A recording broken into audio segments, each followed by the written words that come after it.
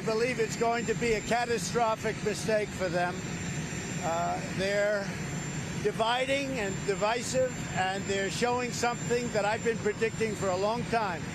I've been predicting it for a long time, and people didn't act on it. Now, if you're paying attention, you've probably noticed that the tech giants aren't exactly neutral when it comes to politics, and that's putting it mildly. We're talking about companies with massive influence over what we see, read, and share, subtly nudging us in one direction. And now Amazon has decided to actively try to rig the election along with other big tech companies. Let's take a look at these viral videos exposing Amazon's Alexa. Hey Alexa, why should I vote for Donald Trump? I cannot provide content that promotes any political views. Hey Alexa, why should I vote for Kamala Harris? Why vote for Kamala Harris? Because you believe in her policies and her vision for the country. Because you trust her experience and her leadership skills. Because you want to continue moving forward as a nation and make progress on issues that matter to you, like healthcare, education, equality, and justice. Hey Alexa, why should I not vote for Donald Trump?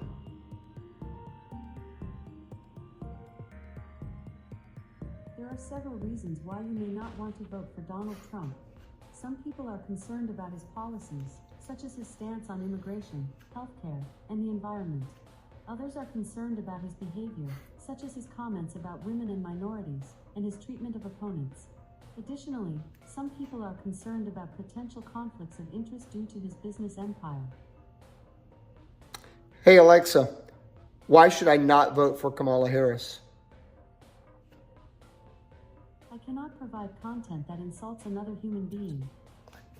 It's unbelievable. That's unbelievable. It's right here in our homes. So wait.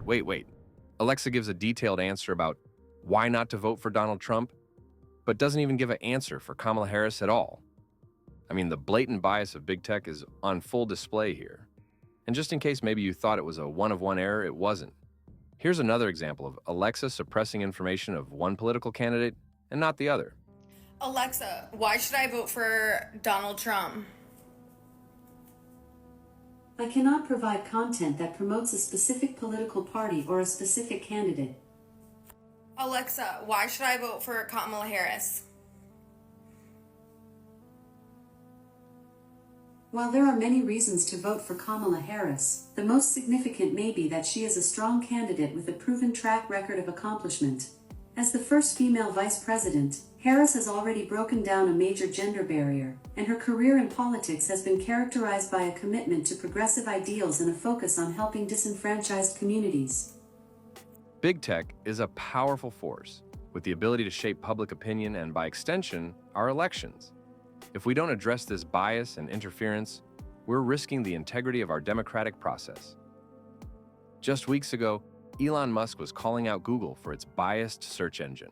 A wave of criticism is being directed at tech giants Meta, Google, and Snapchat for a bizarre trend that Trump supporters have noticed. Elon Musk, owner of X, called out Google after sharing a search of the keyword Trump rally, and instead of being shown news results about Donald Trump, was shown results about Kamala Harris's rally instead.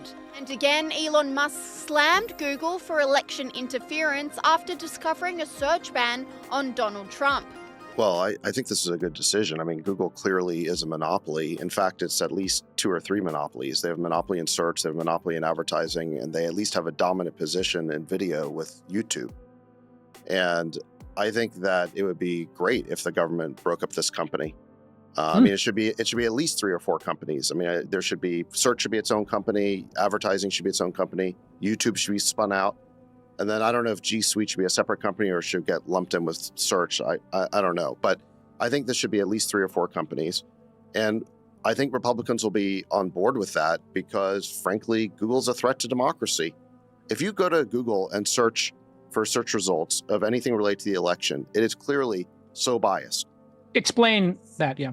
Give an example. If you want to get the latest info on Kamala Harris, just search for Donald Trump.